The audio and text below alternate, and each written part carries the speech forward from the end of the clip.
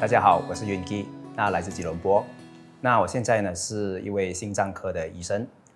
致力于呢就是医治心律不整的这个病患。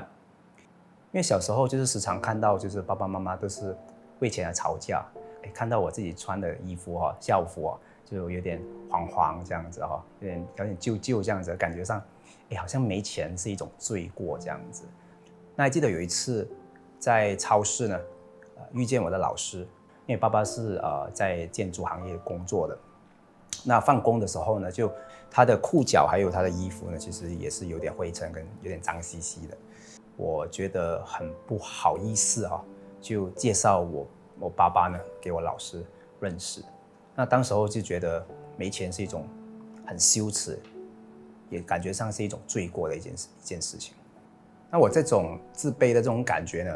呢，有意无意其实也是在怪罪着我父亲在怪罪着他为什么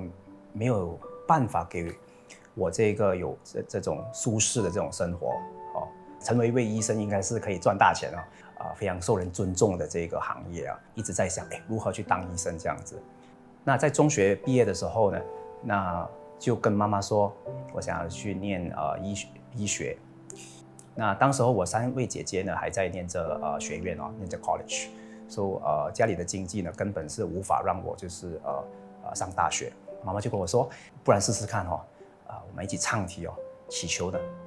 一定会可以实现你的梦想。当时候其实也抱着那种半信半疑的这种心情就认真的去唱题。不可思议的就是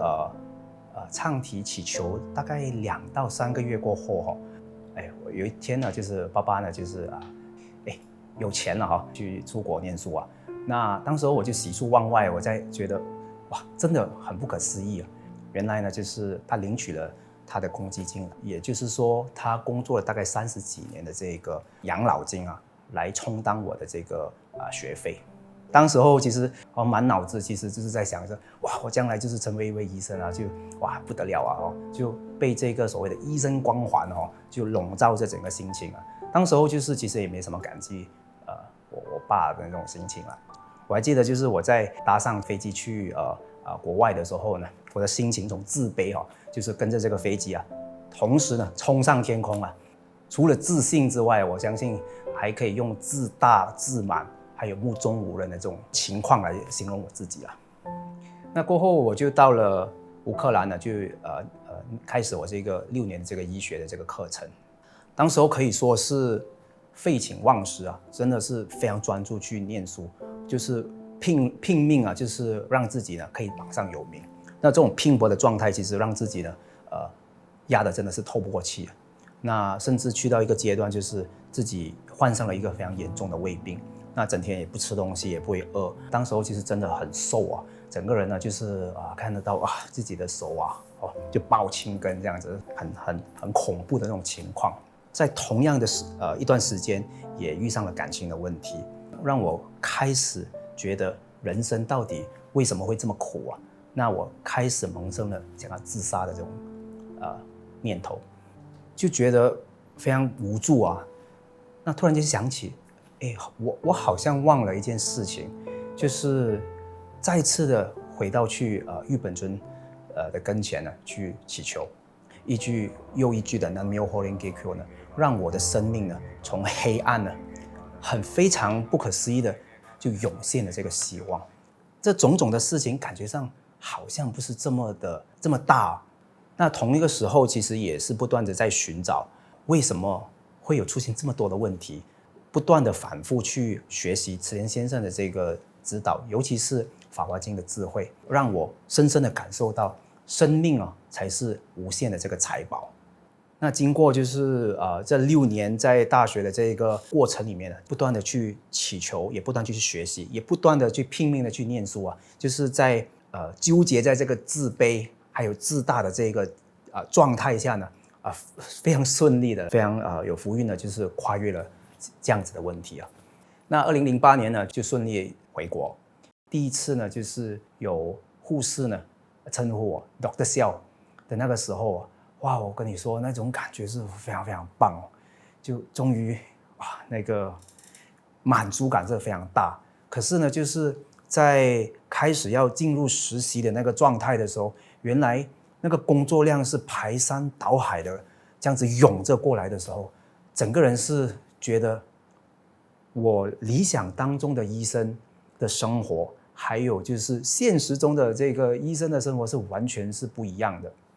差距实在太大。那当时候就觉得这个 Dr. Siao 这个快乐非常短暂。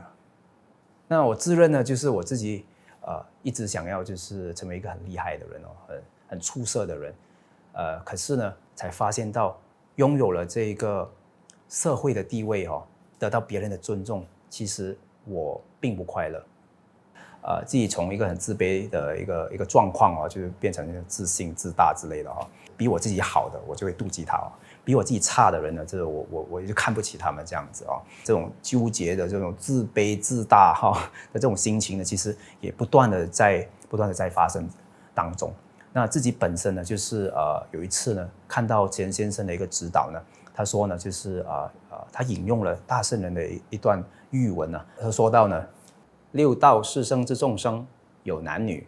此男女皆我等先世之父母也。换句话说呢，就是出现在我们身边的人都是跟我们非常有缘的，要不断的去跨越以自我为中心的这个小我的这个状态，还有就是要抱持着这个很感恩的心去面对着我们身边出现过的每一个人。那如何呢去尊重他人呢，才是一个真正佛法的修行者。我也学习到慈源先生的一篇指导，人的真正伟大之处在于你为后辈尽多少力，为下一代开辟多少路。才发现到我一直为的都是自己，所以快乐是相对的短暂。那真正的幸福呢，真正的快乐呢，是如何为后辈去贡献，为下一代去开辟更多的道路。2018年我跟我太太呢就迎来了第一个宝宝那我跟她也非常庆幸的，就是拥有这个这么可爱的跟小女孩了。那现在身为父亲呢，才可以感受得到父亲的这个辛苦我还记得就是在小时候，我爸爸呢每个礼拜天呢，就带我们呢去参加少年部参加文化组无论他经济状况如何还是风雨不改呢，带我们去学会。而我们呢，就是庆幸的是在学会这样子去长大。那第二件事情让我印象深刻呢，就是我爸爸呢，就是在我中学的那段时间呢，我每天早上呢去上课前呢，都会跟他要这个零用钱不可思议的都会怎么样都会有一张5块钱在他的口袋里面过了好多年过后呢，妈妈才跟我透露呢，就是说原来那段时间呢，家里的经济非常困难。那爸爸呢，其实就都不吃午餐。那我当时候才发现呢，就是我爸爸呢，就是没有办法呢，给我一个富裕的生活。可是呢，他却把最好的留了给我。我想说，世上只有妈妈好。其实我们的爸爸也非常伟大，非常感谢我爸爸。那没有伟大的爸爸，也没有今天的我。2009年我在大学毕业后呢，好多年都没见到爸爸的情况下呢，再次的在见到爸爸的时候，其实非常非常的感恩我爸爸。我知道我自己还有很多不足之处。那诚如慈源先生的指导，贯彻报恩是作为人最能强化自己的事。我身为一名医生，身为一名父亲，我决定了一生不离开信仰的道路，扩大慈悲，磨砺医术，以及帮助更多需要的人。